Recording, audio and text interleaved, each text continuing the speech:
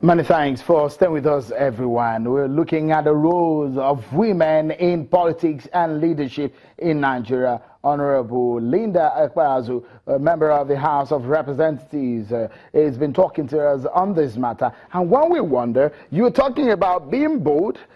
We first and foremost looking at the analysis of the participation, the involvement of women in leadership in Nigeria, and when we wonder just how well is it for the executive arm of government in the National Assembly. It's not as good as it was in the last time. This time around, we had in the Jonathan regime, the representation of women rose from 10% in 2011 to over 33% in 2013. And some people will say in Buhari's tenure, it looks that it went down a bit. What could be responsible for this?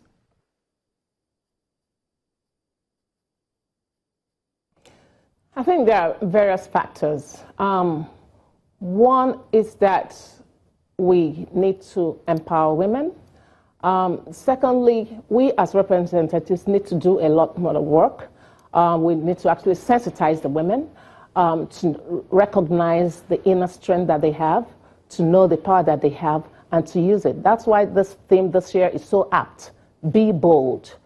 You know, we have to be bold. And of course, I'm sure you also realize that because we've had long years, we have long years of military rule, the only arm of government that people are not really used to is the legislature. I'm just using this as an analogy. It's the legislature. That's why a lot of people don't actually understand this arm of government. So it is with women.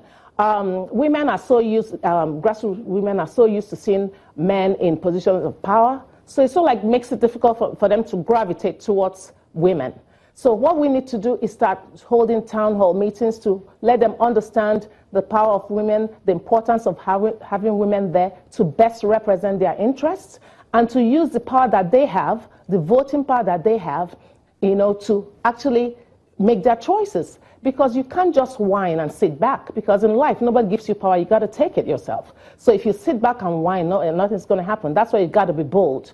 Be out there, know you have recognize the power you have, and use it appropriately. Because women really must start to come together.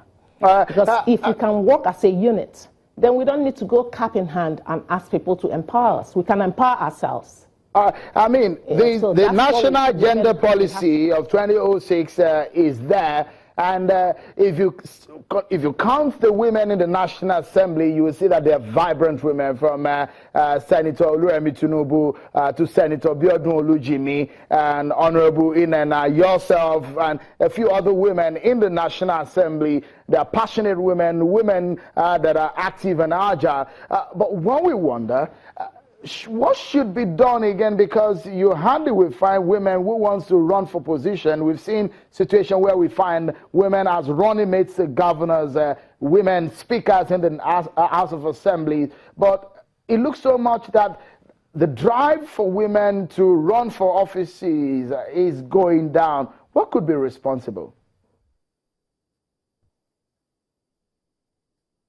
Well, Shehu, the drive is there. Okay, but you have certain factors that aren't just panning out. The drive is there, but if you don't have economic power, that's just not going to happen. You must have economic power. That's the reality. Okay, and you must also have the support of people, because if you don't have economic power, it makes it difficult to have the support of people. That's why it's important, very important, for women to understand that most women don't have economic power. So because of that, they need to actually support them regardless of whether they have that financial power or not. Because if we have to continually rely on the economic power of someone, then it's going to be very difficult for women to come out. There are lots of women that want to come out, but it's just difficult. And of course, in our political party system, we also have to demand. We have to really get up. We have to be bold and demand for change right now, because women vote more than men. So if you're voting for men, you have to tell them we want X percentage if you want to be voted in. So we have to take our destiny into our hands now, and not just sit back and think that's going to be this serious handout. If we can harness our strength, harness everything we've got, I tell you, Shehu, we're going to make it. And I still believe in the strength of women. I still believe that if we continually work on it, that women can work as a unit. Because once we start working as a unit, you'll see all these women you think are not coming out. They're not coming out because of economy. You know, and unfortunately, politics does require a lot of money. Campaign, election, it does require a lot of money. So if you don't have that money, it makes it difficult for you to come out. You know, that's why if you don't have money, let us have women come together and support each other. With that, then we can dispense with the issue of economy. So we do have a lot of women that actually want to participate.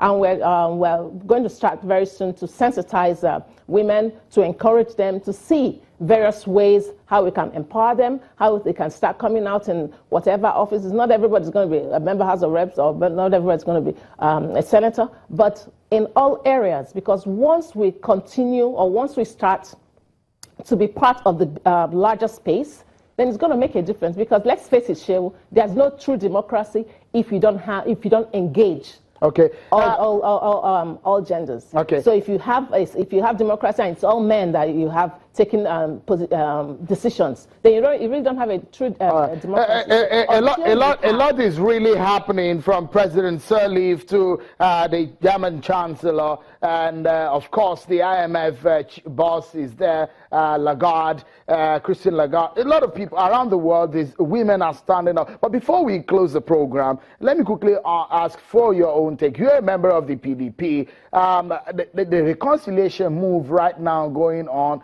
Do you think that this unity convention is the way to go? And from your own point of view, what do you think could be bring the permanent solution?